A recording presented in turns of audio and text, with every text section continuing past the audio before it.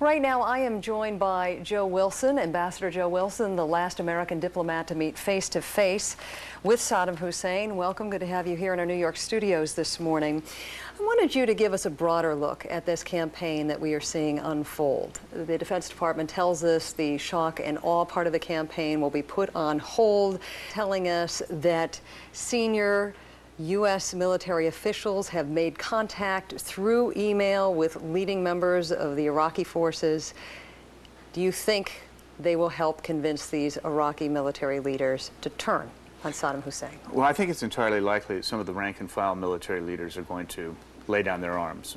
They're people who have been on the front line since the Gulf War, and they're not as well trained. Their morale is not as high.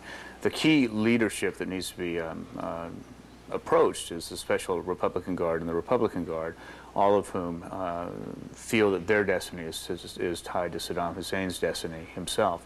So getting them to turn is a much more difficult proposition.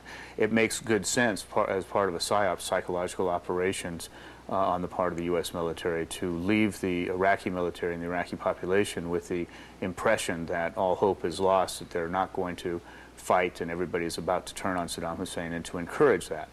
It also makes sense, right now it seems to me, to not engage in the shock and awe in the hopes that, in fact, you will get this internal dissent that will overthrow Saddam Hussein rather than having to go in and take this terribly violent action against the city of Baghdad. We did hear earlier this morning the White House believes at a minimum, at least they have created some kind of chaos in Baghdad.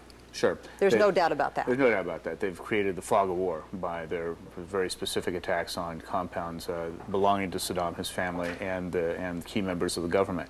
The question really is, was Saddam there?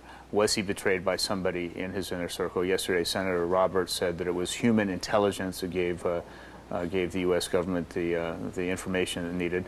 That will cause a lot of consternation. That's a problem for Saddam Hussein. That will leave Saddam Hussein, who was already paranoid, with the sense that somebody from within has betrayed him, and that will increase his paranoia and cause him to go even deeper underground, literally and figuratively.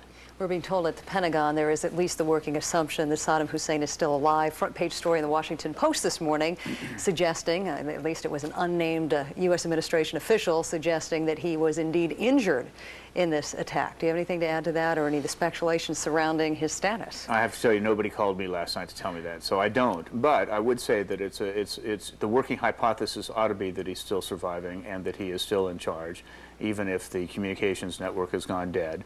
But it's useful, I think, to, so long as they're moving, the ground forces moving up north, unimpeded, the closer they get to Baghdad without any resistance, the longer they can hold off doing this air assault. If they're on the edge of Baghdad at the time they do the air assault, then they can move in quickly afterwards. They don't have to make that 4-day run up the Tigris and Euphrates river valley. Before we let you go, you talked about what you think could be the effectiveness of the so-called PSYOPs campaign. I'm just curious how accurate, not how accurate this is. There's a lot of cynicism out there in the American public, maybe that we're not being told everything we should be told, and clearly we honor the fact that the military doesn't want to give us the war plan we're going to read out loud every day. How much do you think we really do know right now? Well, what is being said is clearly psychological operations. What we know, because we have journalists embedded, we can see the movement of American troops. We're going to know when Americans take casualties, when there is an engagement that affects American citizens.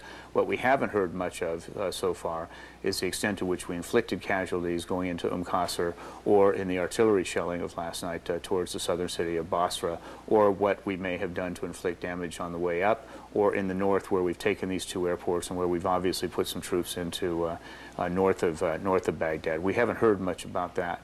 What will be important, I think, is to understand the full range of casualties and damage that are inflicted on both sides.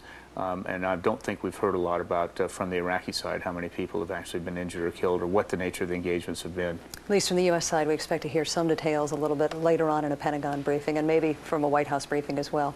Ambassador Joe Wilson, good to see you in person. Thanks for making the trip up here. Back to Leon at CNN Center. Leon?